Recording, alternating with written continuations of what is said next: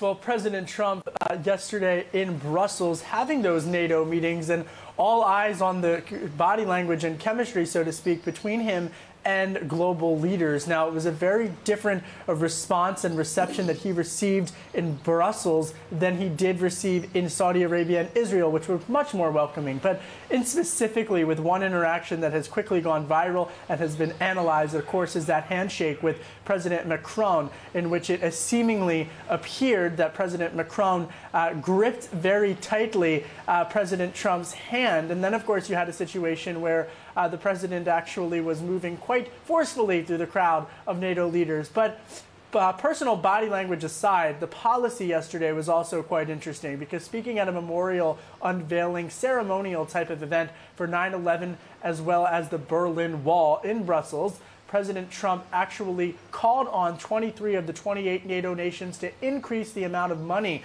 that they are paying to be a part of the alliance. And he says that that will help to better defeat and counter terrorism. So clearly, President Trump walking that line of nationalistic rhetoric that got him to the White House with his base, but also trying to reset rhetoric somewhat here in Europe to win over and to improve upon his reputation, because quite frankly, the reputation here in Europe, very much night and day than what we saw in the Middle East. I would anticipate that to continue here at the G7 meetings. Yes, and Kevin, what position can we expect Trump to take here at the G7? We've written a lot ahead of this meeting about the things that Trump does not agree with the rest of the G7 on.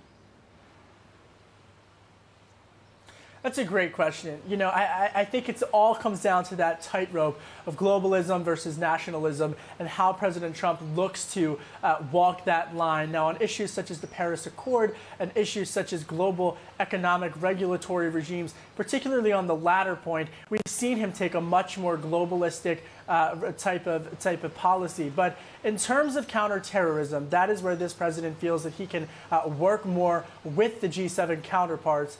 He will meet later this morning with Japan Prime Minister Shinzo Abe, and then he will attend a luncheon with G7 leaders. And then later tonight, he will go to the orchestra with First Lady Melania Trump, who has accompanied him for all of his first international trip.